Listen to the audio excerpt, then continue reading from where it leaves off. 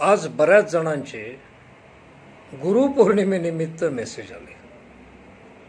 आज बऱ्याच जणांचे गुरुपौर्णिमेनिमित्त मेसेजेस आले.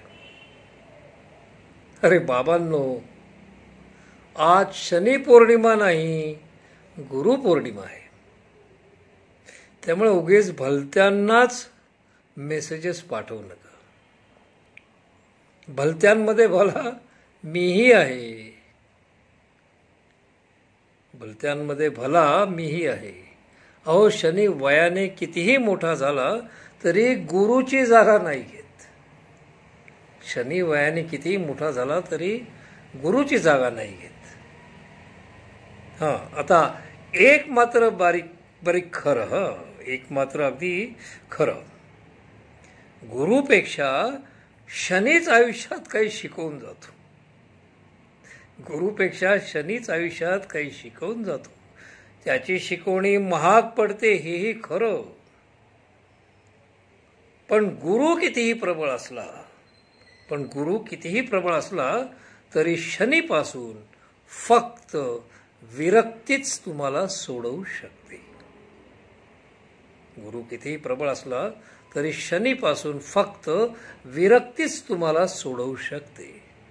कारण शनी दुसरं काही शिकवत नाही, फक्त आपला अहंकार तेवढा पूर्ण ठेचून काढतो.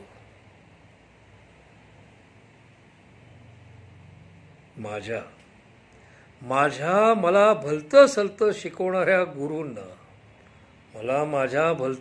शिकवणाऱ्या गुरूंना विनम्र शुभेच्छा. बाकी सन्मार्ग शिकवणाऱ्या सज्जन गुरूंना कुठलीही गुरुदक्षिणा भिक्षिणा देण्याचा प्रश्नच उद्भवत नाही. कारण आपण त्यांच्या शिकवणीला जातच नाही. तात्पर्य, ज्या देशात आपण राहत नाही त्या देशाचा टॅक्स आपण भरत नाही. त्यामुळे सन्मार्ग शिकवणाऱ्या सज्जन गुरूंना कुठलीही गुरुदक्षिणा भिक्षिणा देण्याचा प्रश्नच उद्भवत नाही. पण गंमत अशी आहे, वेगाने पुढे जाताना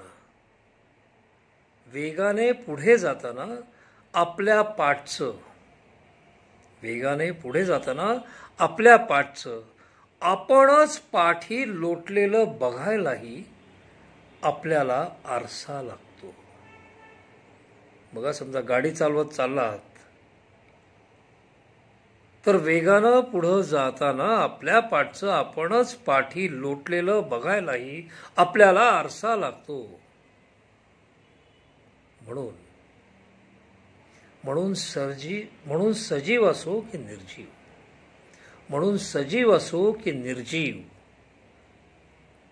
रस्ता